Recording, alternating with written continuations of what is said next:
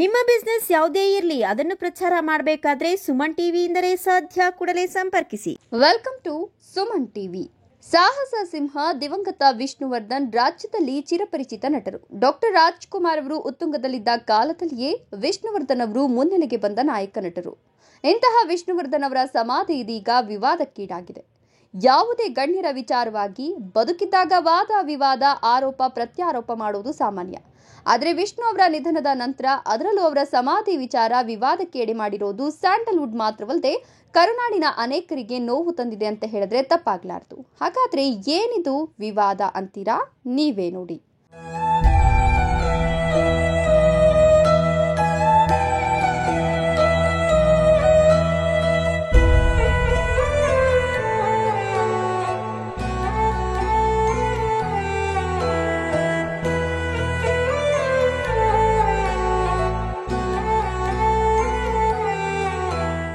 ಬೆಂಗಳೂರಿನಲ್ಲಿ ನಟ ಬಾಲಣ್ಣ ಕುಟುಂಬದ ಒಡೆತನದಲ್ಲಿದ್ದ ಅಭಿಮಾನ್ ಸ್ಟುಡಿಯೋದಲ್ಲಿ ಡಾಕ್ಟರ್ ವಿಷ್ಣುವರ್ಧನ್ ಅವರ ಸಮಾಧಿ ಇತ್ತು.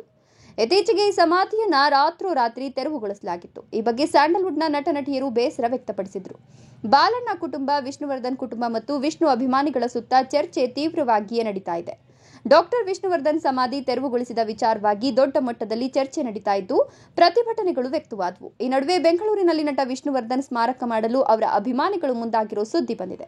ಡಾಕ್ಟರ್ ವಿಷ್ಣುವರ್ಧನ್ ಸಮಾಧಿ ನೆಲಸಮ ಮಾಡಿದ್ದಕ್ಕೆ ಅವರ ಅಭಿಮಾನಿಗಳು ಚಿತ್ರರಂಗ ಆಕ್ರೋಶ ಹೊರಹಾಕ್ತಿರುವಾಗಲೇ ನಟ ಕಿಚ್ಚ ಸುದೀಪ್ ಮಹತ್ತರ ವಿಚಾರವೊಂದನ್ನು ಹೇಳಿದ್ದಾರೆ. ಅದೇನಂದ್ರೆ ಡಾಕ್ಟರ್ ವಿಷ್ಣು ಸ್ಮಾರಕ ನಿರ್ಮಾಣ ಮಾಡಲು ಸ್ವತಃ ನಟ ಸುದೀಪ್ ಅವರೇ ಮುಂದಾಗಿದ್ದಾರೆ.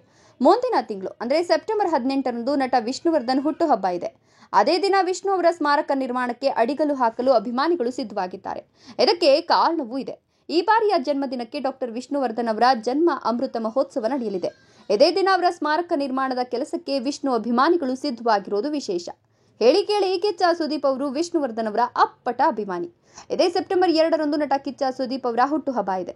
ಅವರ ಹುಟ್ಟುಹಬ್ಬದ ದಿನವೇ ವಿಷ್ಣು ಸ್ಮಾರಕದ ನೀಲಿ ನಕ್ಷೆಯನ್ನ ಸುದೀಪ್ ಅವರೇ ಅನಾವರಣ ಮಾಡಲಿದ್ದಾರಂತೆ. ಸೆಪ್ಟೆಂಬರ್ 18ರಂದು ವಿಷ್ಣುವರ್ಧನ್ ಅವರ ಜನ್ಮದಿನದಂದು ಸ್ಮಾರಕಕ್ಕೆ ಅಡಿಗಲ್ಲು ಹಾಕಲಿದ್ದಾರಂತೆ. ಕೆಂಗೇರಿ ಸಮೀಪ ನಿರ್ಮಾಣ ಆಗಲಿರುವ ಈ ಸ್ಮಾರಕ ವಿಷ್ಣು ಅವರ ಸಮಾಧಿ ಇದ್ದ ಅಭಿಮಾನ್ ಸ್ಟುಡಿಯೋ ಪುಣ್ಯಭೂಮಿಗೆ ಸಮ ಅಲ್ಲ ಅಂತಿದ್ದಾರೆ ಅವರ ಅಭಿಮಾನಿಗಳು. ಇನ್ನು ನಟ ಸುದೀಪ್ ಅವರು ಕೆಂಗೇರಿ ಸಮೀಪ ವಿಷ್ಣು ಅವರ ಸ್ಮಾರಕ ನಿರ್ಮಾಣಕ್ಕಾಗಿಯೇ 6 ಎಕರೆ ಜಮೀನು ಖರೀದಿ ಮಾಡಿದ್ದಾರಂತೆ. ಸೆಪ್ಟೆಂಬರ್ 18ಕ್ಕೆ ಸ್ಮಾರಕಕ್ಕೆ ಅಡಿಗಲ್ಲು ಹಾಕಲಿದ್ದು ಮೈಸೂರಿನಲ್ಲಿರುವ ವಿಷ್ಣು ಸ್ಮಾರಕಕ್ಕೆ ಇದು ಪರ್ಯಾಯ ಅಲ್ಲ. ಆದರೆ ಅವರ ಅಭಿಮಾನಿಗಳ ಆಸೆಯಂತೆ ಇಲ್ಲಿ ಸ್ಮಾರಕ ನಿರ್ಮಾಣವಾಗಲಿದೆ. ಅದಕ್ಕೆ ಸಹಕರಿಸಿದ ಕಿಚ್ಚ ಸುದೀಪ್ ಅವರ ಹೃದಯ ವೈಶಾಲ್ಯತೆಗೆ ವಿಷ್ಣು ಅಭಿಮಾನಿಗಳು ಮೆಚ್ಚುಗೆ ವ್ಯಕ್ತಪಡಿಸಿದ್ದಾರೆ.